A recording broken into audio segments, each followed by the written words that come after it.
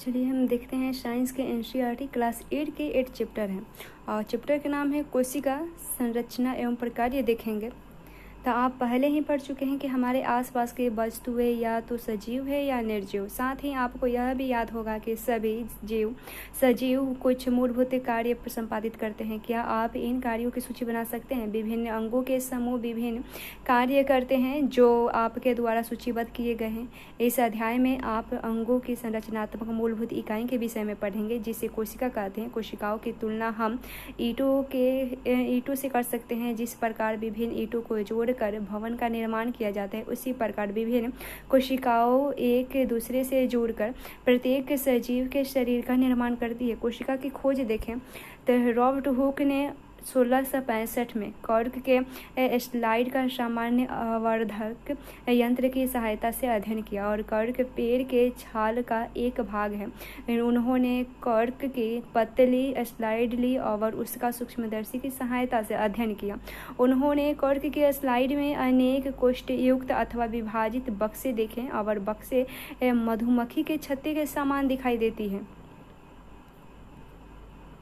उन्होंने यह भी देखा कि एक कांच अथवा बॉक्स दूसरे से एक दीवार अथवा विभाजन पट्टी द्वारा अलग है और हुक के प्रत्येक कोष्ठ को कोशिका का नाम दिया गया और हुक द्वारा देखी गई बक्सेनुमा संरचना वास्तव में मृत कोशिकाएं थी।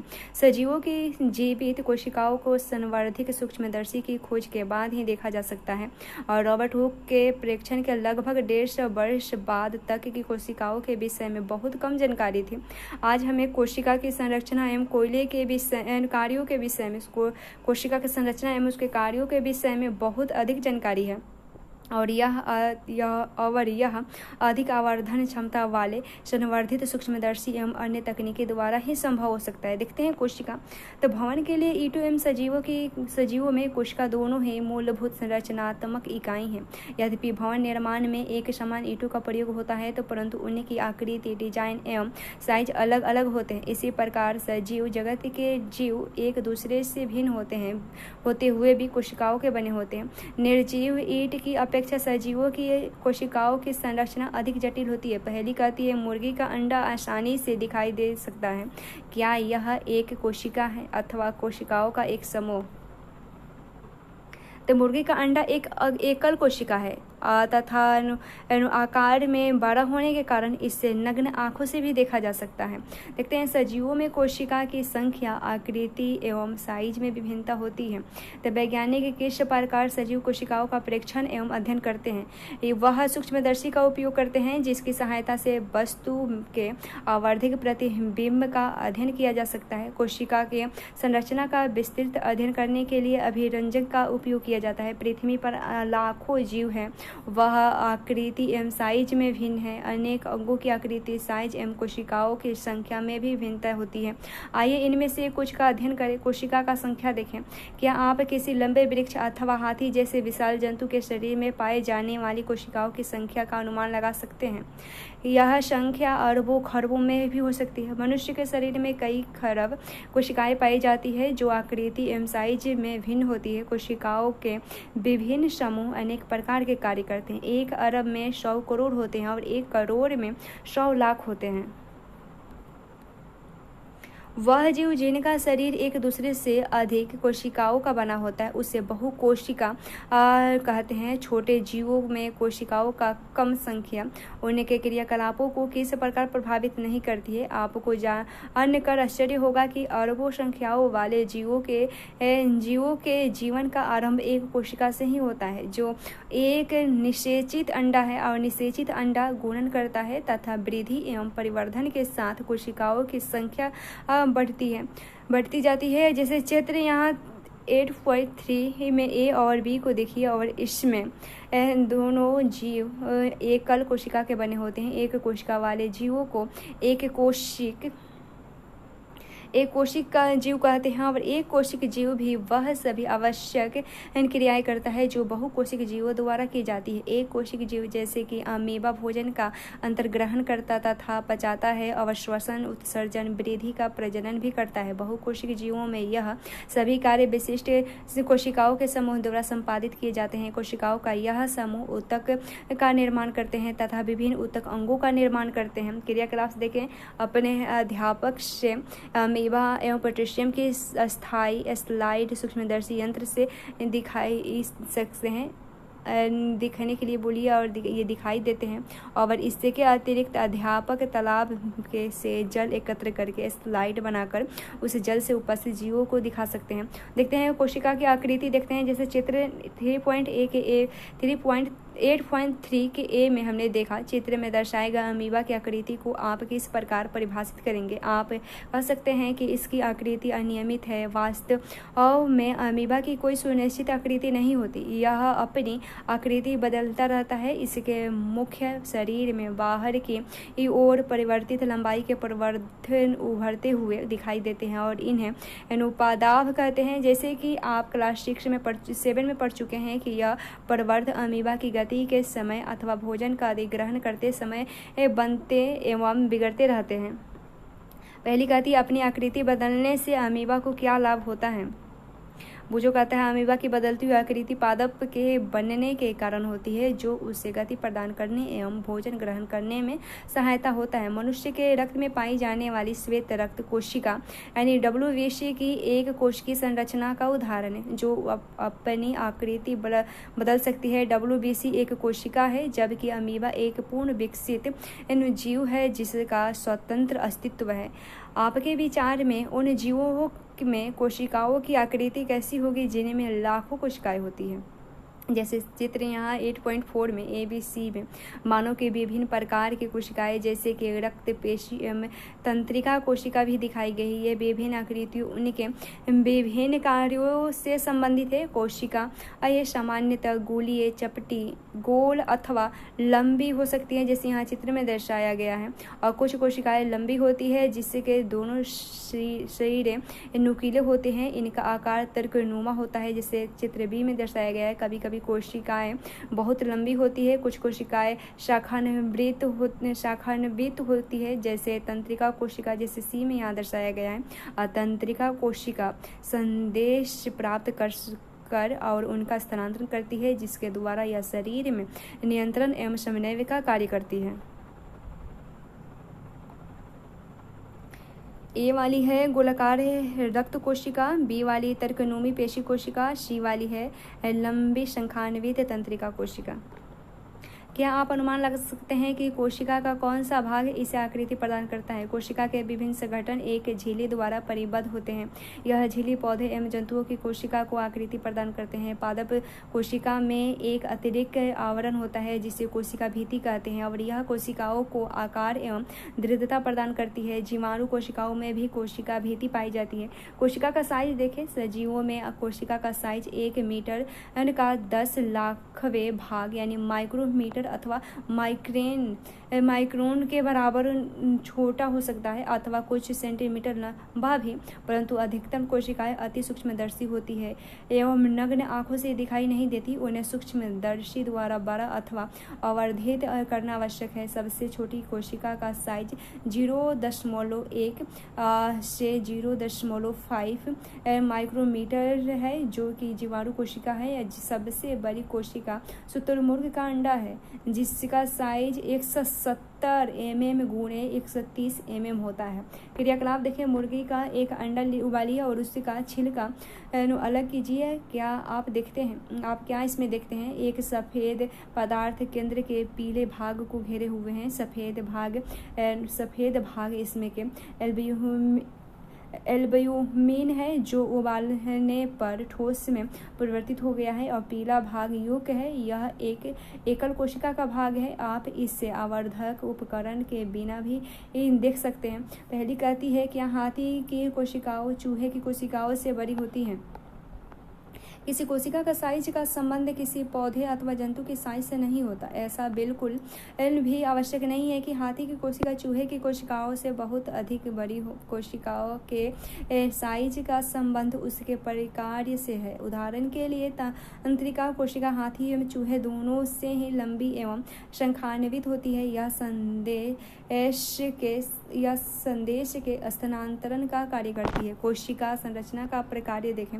आप पढ़ चुके हैं कि प्रत्येक जीव के अनेक अंग होते हैं। आप क्लास 7 में 5 अंगों के विषय में पढ़ चुके हैं और जो सम्मिलित रूप से पाचन तंत्र बनाते हैं। किसी तंत्र के प्रत्येक अंग अलग अलग प्रकार करता है, जैसे पाचन, सर्वांगीकरण तथा अवशोषण। इसी प्रकार विभिन्न पादप अंग भी विशिष्ट या विशेष प्रकार करते हैं। उदाहरण के लिए जड़ जल एवं खनिजों के अवशोषण में सहायता करती है। जड़ जल एवं खनिजों के अवशोषण में सहायता करती है। आपने क्लास 7 में पढ़ा है कि पत्तियां भोजन के संश्लेषण का कार्य करती है। प्रत्येक अंग पुनः छोटे भागों में बना होता है, जिसे ऊतक कहते हैं। और ऊतक एक सामान्य कोशिका का वह समूह है जो एक विशिष्ट प्रकार करता है। पहले एक को समझ में आ गया कि अंग ऊतक के बने होते हैं और ऊतक कोशिकाओं से बने होते हैं। सजीव की संरचनात्मक इकाई कोशिका है। कोशिका के भाग देखें तो कोशिका के भाग में पहले कोशिका झिल्ली देखेंगे। तो कोशिका के मूल घटक है कोशिका झिल्ली। कोशिका द्रव एवं केंद्रक कोशिका झिल्ली के अंदर परिबद्ध होते हैं। कोशिका झिल्ली एक कोशिका को दूसरे कोशिका एवं घेरे हुए माध्यम से अलग करती है। कोशिका झिल्ली, जिसे एनोप्लाज्मा झिल्ली भी कहते हैं, एनोप्लाज्मा झिल्ली भी कहते हैं, और सरंध्र होती है तथा विभिन्न पदार्थों के कोशिका में आवागमन का नियम करती है। क्रियाकलाप से देखें। किसी कोशिका के मूल संघटकों का परीक्षण करने के लिए एक प्याज लीजिए और ऊपर की सूखी गुलाबी परत या आवर्तन को हटा दीजिए और आप उससे प्याज की सफ़ेद मंसल परत में चिपटी हुई सहायता से अथवा अपने हाथों द्वारा ही अलग कर सकते हैं। और जब प्याज को तोड़ कर भी इसकी पतली झिल्ली को अलग कर सकते हैं। प्याज की पतली झिल्ली का एक छोटा टुकड़ा कांच की स्लाइड पर जल की बूंद में रखिए और पतली झिल्ली को ब्लेड या चिमटी से सहायता से छोटे टुकड़ों में काटा जा सकता है और इस पर मिथाइलिन ब्लू की एक बूंद डालकर कवक स्लिप रखिए। और कवक स्लिप रखते समय इस बात का ध्यान रखिए कि कवक स्लिप के अंदर वायु के बूले न हो। और सूक्ष्मदर्शी के नीचे स्लाइड का परीक्षण कीजिए। इसका आरेख बनाकर नामांकित कीजिए और आप इसके तुलना में चित्र 1.5 में कर सकते हैं। प्याज की कोशिका की सीमा कोशिका झिल्ली द्वारा परिबद्ध होती है, जो एक और दीर्घ आवरण द्वारा आबद्ध होती है, जिसे कोशिका भित्ति कहते हैं। कोशिका के केंद्र में घनी एवं गोलाकार संरचना होती है, जिसे केंद्रक कहते हैं। और केंद्रक एवं कोशिका झिल्ली के मध्य एक जेली के समान पदार्थ होता है, जिसे कोशिका द्रव्य कहते हैं। बुझो कहता है, मैं जानना चाहता हूँ कि पौधे को कोशिका भित्ति की आवश्यकता क्यों होती है। हम पहले ही पढ़ चुके हैं कि कोशिका झिल्ली कोशिका को आकार प्रदान करता है और पौधों में कोशिका झिल्ली के अतिरिक्त एक बाहरी मोटी परत होती है, जिससे कोशिका भित्ति कहते हैं। कोशिका झिल्ली को आबद्ध करने वाले यह अतिरिक्त संरचना पौधे की कोशिका की सुरक्षा के लिए आवश्यक है। पादप कोशिका को ताप में परिवर्तन, तीव्र गति से चलने वाली वायु, वायुमंडलीय नमी इत्यादि विभिन्न परिवर्तनों से सुरक्षा की आवश्यकता होती है और वह इन परिवर्तनों से प्रभावित है क्योंकि वे चल नहीं सकते। कोशिका का प्रेक्षण एनोट्राडेस्केशिया, इलोडिया अथवा रोइयों की पत्ती की झिल्ली से किया जा सकता है। आप इनके स्लाइड भी इसी प्रकार बना सकते हैं जिस प्रकार प्याज की झिल्ली की स्लाइड बनाई थी। और पहले ने बूझों से पूछा कि क्या वह जंतु कोशिका का भी परीक्षण कर सकते हैं। क्रियाकलाप से देखें। एक सवस्यजात खोदनी अथवा माचिस की तिल्ली जिसका मसाले वाला शीरा तोड़कर हटा दीजिए। अब उसको लीजिए और इनको सहायता से गाल की ये आंतरिक परत की धीरे से खुरचिए और यानी स्क्रैप कीजिए और इसमें कांच के स्लाइड पर रखे पानी में रखिए और इसमें आयोडीन विलयन की एक बूंद डालकर इस पर कौवा की स्लिप रखिए। आयोडीन विलयन के स्थान पर आप मिथाइलिन ब्लू की 1 से 2 बूंद डाल सकते हैं। सूक्ष्मदर्शी के नीचे इसका परीक्षण कीजिए। आपको खुरची हुई परत के अनेक कोशिकाएं दिखाई देगी और आप निश्चित जैसे 8.6 में दिखाया गया था, आप कोशिका भित्ति, कोशिका द्रव्य एवं केंद्र की पहचान कर सकते हैं। जंतु कोशिका में कोशिका भित्ति अनुपस्थित होती है।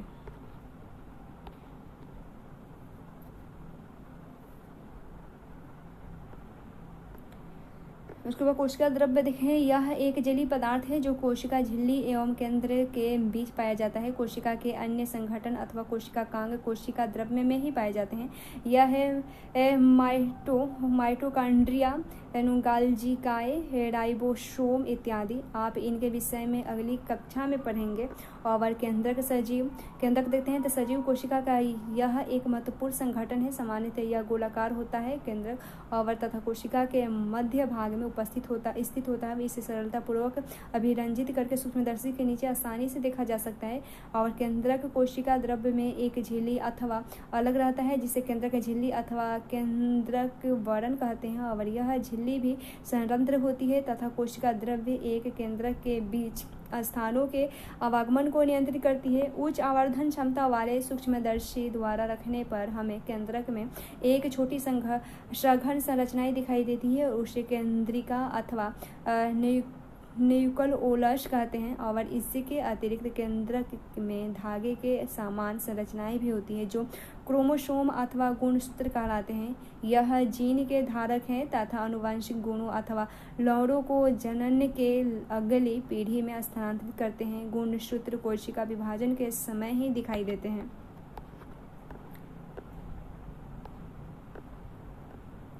वंशानुगत अथवा अनुवंशानुगत गुणों के अतिरिक्त केंद्रक कोशिका के क्रियाकलाप का भी नियंत्रण करता है। जीन के बारे में देखें तो जीन सजीव में आनुवंशिक की इकाई है। यह जनक की संतति को आनुवंशिक लक्षण के स्थानांतरित का नियंत्रण करते हैं। इसका अर्थ है कि आपके माता पिता के कुछ लक्षण उनसे आपके प्राप्त होंगे। और यदि आपके पिताजी की आंख भूरी है तो संभव है कि आपकी आंख भी भूरी हो। और यदि आपके माता जी के घुंघराले बाल है तो हो सकता है आपके बाल भी घुंघराले हो। परंतु जनक प्राप्त विभिन्न जीन के संयुक्त होने के परिणाम स्वरूप लक्षण भिन्न हो सकते हैं। सजीव कोशिका के समग्र संगठन को जीव द्रव्य यानी प्रोटोप्लाज्मा के नाम से भी जाना जाता है। इसमें कोशिका द्रव्य और केंद्रिका द्रव्य दोनों सम्मिलित होते हैं। जीव द्रव्य कोशिका का जीवित पदार्थ कहलाता है। पहली कहती है पहली जानना चाहती है कि क्या पौधे, जंतु और जीवाणु की कोशिका में केंद्रक की संरचना एक समान होती है। जीवाणु कोशिका का केंद्रक बहुकोशिक जीवों के केंद्रक के समान सुसंगठित नहीं होता। इसमें केंद्रक झिल्ली अनुपस्थित होती हैं। ऐसी कोशिकाएं जिनमें केंद्रक पदार्थ केंद्रक झिल्ली के बिना होता है और प्रोकैरियोटिक कोशिका कहलाती है ये। और इस प्रकार की कोशिकाओं वाले जीव प्रोकैरियोट्स कहलाते हैं। जीवाणु और नीले हरे शैवाल इसके उदाहरण हैं। प्याज की झिल्ली एक गाल की कोशिकाओं जैसी कोशिकाओं में झिल्ली युक्त सुसंगठित केंद्रक पाया जाता है और वे यूकेरियोटिक कोशिका कहलाती है। ऐसी कोशिकाओं वाले जीव यूकेरियोट्स कहलाते हैं। प्याज की झिल्ली की कोशिका प्याज की झिल्ली की कोशिकाओं का परीक्षण करते समय क्या आपने कोशिका द्रव्य के बीच खाली अथवा दिखने वाली संरचनाओं का ध्यान दिया? इन्हें रिक्तिका कहते हैं और यह मात्र एक एवं बड़ी हो सकती है। जैसे कि प्याज की झिल्ली को कोशिका में दिखाई देती है। गाल कोशिका में अनेक छोटी छोटी रिक्तिकाएं होती है। बड़ी रिक्तिकाएं आमतौर पर पौधे की कोशिकाओं में पाई जाती है। जंतुओं में रिक्तिकाएं बहुत छोटी होती है और ट्रांडेस्केशिया पत्ती की कोशिकाओं में अपने अनेक छोटी रंगीन संरचनाएं देखी होगी। वे पत्ती की कोशिका द्रव्य में छितरी रहती है और इन्हें प्लेस्टिड कहते हैं। यह विभिन्न रंगों में होते हैं। उनमें से कुछ के हरा रंजक उपस्थित होता है जिसे क्लोरोफिल कहते हैं। हरे रंग के प्लेस्टिड्स को क्लोरोप्लास्ट अथवा हरित लवक कहते हैं। वे पत्तियों को हरा रंग प्रदान करते हैं। आपको याद होगा कि पत्तियों के क्लोरोप्लास्ट की उपस्थिति क्लोरोफिल प्रकाश संश्लेषण के लिए आवश्यक है। पादप एवं जंतु कोशिका की तुलना देखें। यदि आप पिछले क्रियाकलाप 8.3 8.4 को याद करें तो आप उसी के आधार पर आप पादप कोशिका एवं जंतु कोशिका की संरचना की तुलना कर सकते हैं। अब जैसे 8.7 में ए बी का ध्यानपूर्वक परीक्षण कीजिए और आइए पादप एवं जंतु कोशिका की समानताओं और अंतर को सूचीबद्ध करने। सारणी 8.1 में केवल कुछ ही लक्षणों का उल्लेख किया गया है और आप और लक्षणों का उल्लेख कर सकते हैं।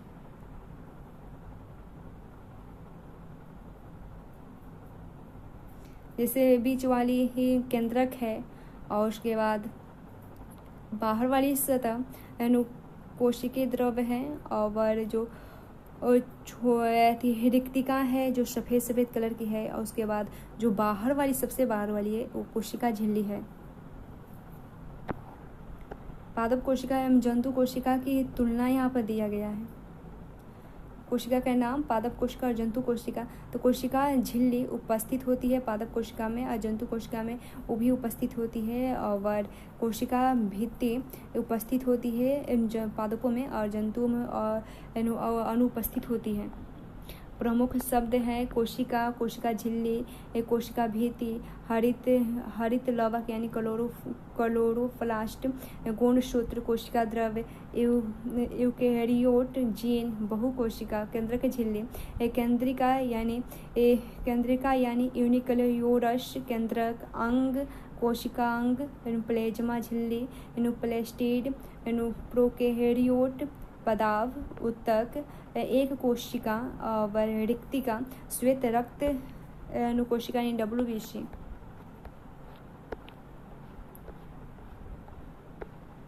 क्या आप जानते हैं हमारी त्वचा के बाह्य सतह में पाई जाने वाली कोशिकाएं मृत होती है और एक सामान्य वयस्क के लगभग 2 किलो मृत त्वचा होती है। प्रतिदिन त्वचा की लाखों मृत कोशिकाओं का क्षय होता रहता है। हर बार जब अपनी उंगली से मेज को धूल को साफ करते हो तो पुरानी कोशिका का बहुत भाग क्षयित हो जाती है।